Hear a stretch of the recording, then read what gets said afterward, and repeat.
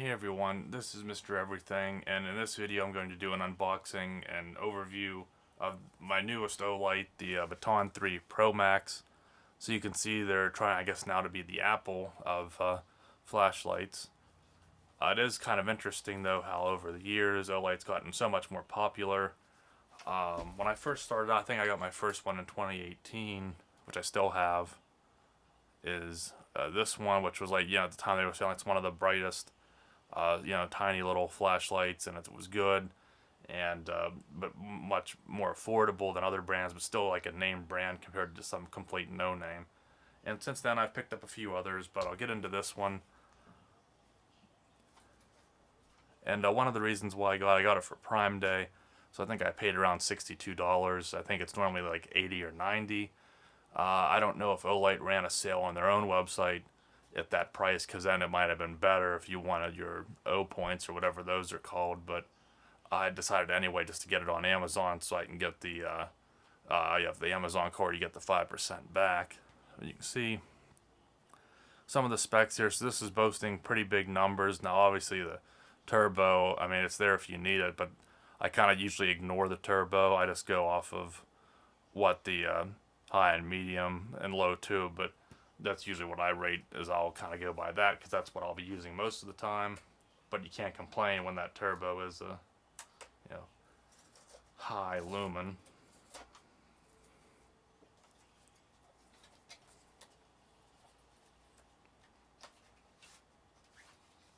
And one of the reasons I really liked it, it's a neutral white is what I went with. Now some people like the warm white. I've never had a warm white LED flashlight, so I don't know if at some point I might try one of those too, but I really don't have too many issues with the cool white as long as it's not like straight up blue looking. I'm not too picky on the temperatures and everything, but the more videos I watch, I see that a lot of people do point all that stuff out, and then it makes you kind of get a little greedy and want to try some other options. So you have the instructions. I won't go through them right now. I think it'll work the same as all the other Olights. And I think this one does have a proximity sensor, but you can permanently shut it off. But I think beyond that, it has the same button interface as all the other ones. So you get the little pouch and the charger, but this one is in black, but I think it's plastic. So you can decide if you like that it's plastic and probably cheaper, but it's black, or the older ones, I think, which were like the same little tiny thin aluminum cap. But I won't even be using this because I have several of these. And then this model comes with a little piece that'll adhere to the magnet on it.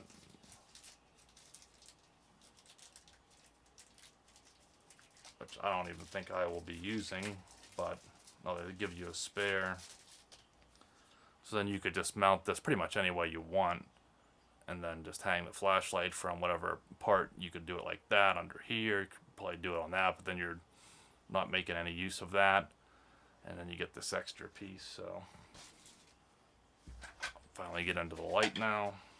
So it is pretty big. It's a little bit bigger than I thought, but I really don't think I can complain because it is using a 21700 rechargeable battery. So that's pretty much as small as you can get for that battery. Now, if you wanted the slimmer size in the 18650, I believe it's the Baton 3 Pro, but not the Max. And I had considered that, but I have the older version. Let me see, get my name straight. So this time it was called the SR or S2R Baton 2. Now the Baton 3 Pro is basically, I think, the same body as this. They have the updated knurling and clip and everything, and the different switches. So it still carries all the new features of this model, but it's just in this form factor. But I should also mention the other reason why I went with this is everyone says it's more floody of a light, and that's one thing I don't really like that much with the Olights, is a lot of them with that TIR lens, they're just more of a hotspot, which if you want distance in your beam pattern, you would prefer that. But I use these mostly like in car detailing settings, up close, just like right here looking at this. So I would rather have a more floody pattern, and I'll get into that in a little bit, but let's go ahead just right off the bat. I like this bigger button. But you know, I thought they said they were plastic, unless that's another one I'm thinking of.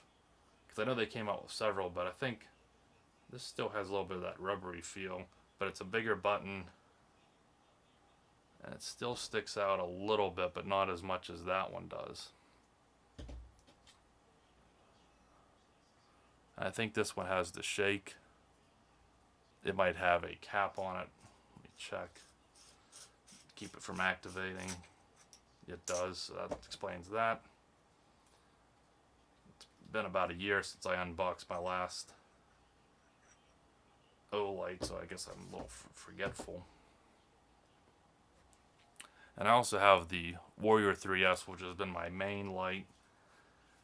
And it works great, but again, it's pretty concentrated hotspot. See it. So this is the same battery that they're using. So I like that. Same milliamp hour and everything. Now they are proprietary, which I know some people don't like, and I do understand that. But when I have, that's just the system I got into as Olight, so to me, it doesn't bother me a bit. If I had other flashlights or something I had a bunch of those, just standard batteries laying around that weren't Olight specific, it might be an annoying sound. But to me, for who I am, I don't mind that.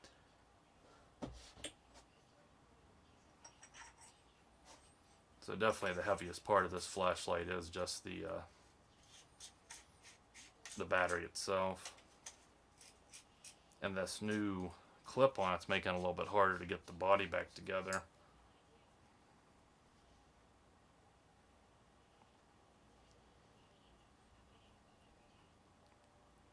Okay, so the light,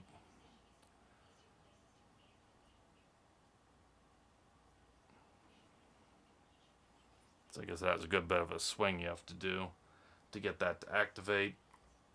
And see if we can show this.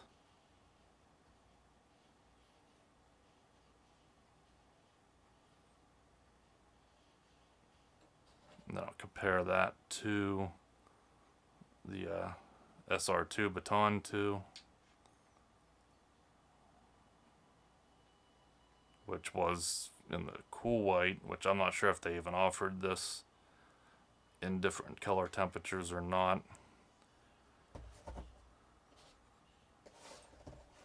And I might as well do a comparison. So basically Olight offers so many different options. But this is the set I'm working with now. So this is the oldest, again, about 5 years ago. This is probably the last couple of years. I think this one came out about a year or so ago, a little over a year ago. And then this is the newest one, but still within the last year, I believe. I don't keep up too much, and there's a big fandom behind flashlights, but at this point now, I'm not sure between these two which will get the most run time. But let me talk about the beam pattern, which it'll be harder to see here. Let me turn a light off. But this original one was probably the most neutral. Now it's going to be the least bright just because it's older technology and it's a smaller cell and everything, but I like that this one had a pretty floody design. There's really no hotspot on it. And now let's go to the Baton3. I'm kind of curious to see how this one is a little bit warmer, but it's just how I like it. And it's obviously not going to show that well on camera, especially without me locking the exposure and everything, but you can see here kind of a focus, but then once you get out of here, it really quickly floods. So I'm probably already going to use this over the Warrior 3S for inside of a car, just for that. So let's go with the Warrior again on the setting I would use, which is medium. And you got that hotspot. Now this whole area is lit up. Doesn't show as well on camera, but you have way more of a focused beam. And then what I also keep, this is more just a light I keep on me, but this one's even a bit wider of a hotspot than the 3S. But again, the Warrior, that's a tactical light, and I'm using these more for EDC up close, so that's absolutely no fault of the light. That's just what it was designed to do. So this is probably the best option for me. And you might be able to see that again, it's blinking because I moved it around. I think from what I've read and seen in other people talking about it, it's supposed to be able to do that like hundreds of thousands of times without draining the battery. So in your pocket, even if it would do it like 100 times a day, you're probably going to be recharging it more if this is an EDC light, you know, what, every few days or every few weeks. So I don't think you'll ever be moving it around enough on a daily basis to ever really have it drain your battery. And one thing I'll mention is I've been using this holster for my Leatherman and everything, and I just recently got it, and though it works with this clip, it'll kind of slide back out just because the light's just a wee bit, and it wasn't really advertised, it's not custom made for this light, but I'm hoping that this one will actually be a little more snug, which it is. So if you have one of these holsters, this one's actually kind of perfect because it's still not protruding at the level here, and it doesn't stick up top, and you get this wider clip on the Baton3 Pro Max. I think it's also the same with the Pro, and this one is in here way tighter, so this one definitely isn't coming out on its own. And then obviously that leather will stretch some to accommodate it, but then obviously this one will even be more loose in here, but that's really not an issue.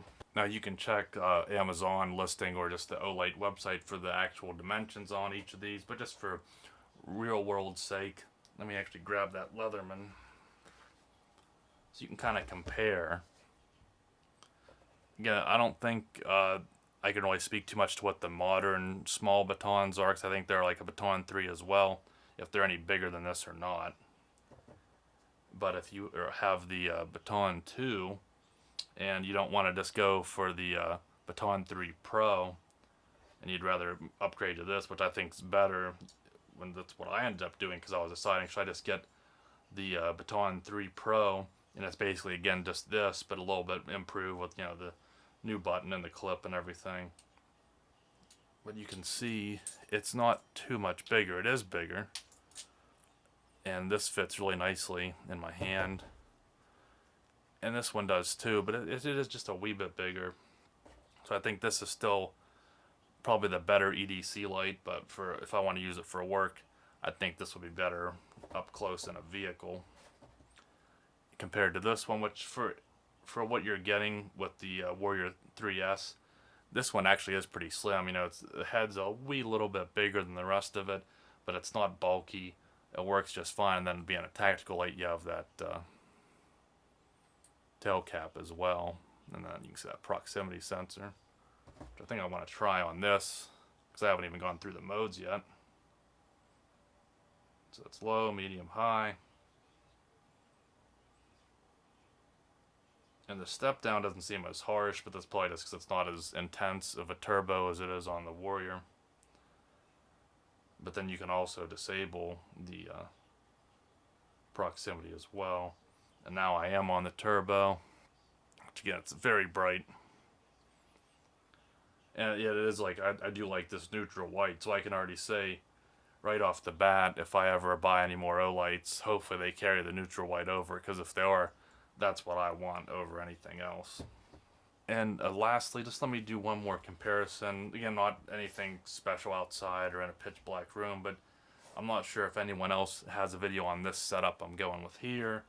So here's the oldest one. Here's it flat. I don't know how well, if exposure.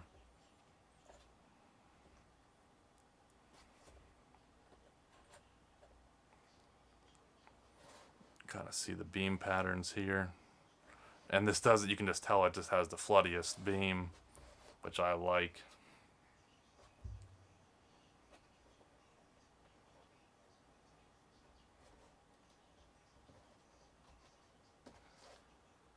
And let me try them all on high. So this high is pretty weak on this one. Beam pattern.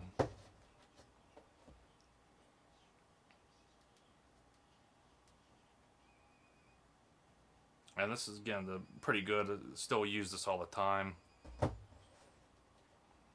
But the Baton 3, to me, the best advantage is just that color temperature and minimal hotspot.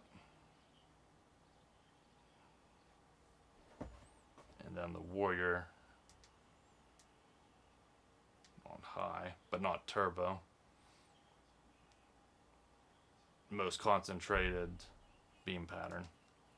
And then you do get the indicators too on the Warrior, which I like. But you can't shake it on that one. It's just, it comes on and off with activation. And I really do like these clips. Now this one's actually pretty stiff. Maybe just, it could be because I've bent this one more. This one's really stiff. It's actually a bit too stiff. This one's pretty good, but it's smaller. And this one, now the Warrior 3S, you can flip it to where this one's fixed. And on the Baton 3 it also is fixed, just because they made it as light as small as they could for this battery. But I do like when you can do it this way. Like, one thing with vehicles is nice when it's like a Ford or something that has a sunglass holder. You can bring it down from the top, put the top console, and hook this in. But it works better with this when it's orientated like this, because you can put this bigger piece in. But when it's the double clip, you can still do it this way as well. So this still offers some versatility. Now I know some people don't like, because then you can't carry it with the torch down. I guess the last thing I can mention is I did have the Warrior 2 Mini for a while last year, but I decided that it was a little bit, too big for being a compact light, but it was too small to be like the full-size tactical light. So I ended up sending it back, and I got this to replace it. But then I decided I did like some of the features, like the tail cap, so that's why I just decided to get the 3S. So instead of getting an in-between, I got more of an EDC portable, and then more of a fuller size, really max spec tactical. But I really think the Baton 3 Pro Max is better than the Warrior 2 Mini. But I don't know if they have a Warrior 3 Mini or not now. But even if they do, I think this is the best in between, because this is using the 21700 lithium battery over an 18650. So when you compare that these are using the same one, you can see the size difference. This is a really nice middle ground, and you get a lot of things that I would prefer in terms of the neutral white option and then the floodier beam pattern. Now I do think, as far as distance and beam throw, people are saying that Baton 3 Pro is, again, very similar to this model, where it'll have better distance. But for me, that's why I went with this one, because I want the floodier beam. So I kind of want to talk about everything and compare it, because that was kind of my concern. Which one do I get, the 3 Pro or the Pro Max? And for me, I'm only going to be happy with the Pro Max. In my collection here, it kind of gives me a little bit of everything. So I'll leave it there. Hopefully it was helpful to you. Thanks for watching, and you'll see me in the next one. Have a good one.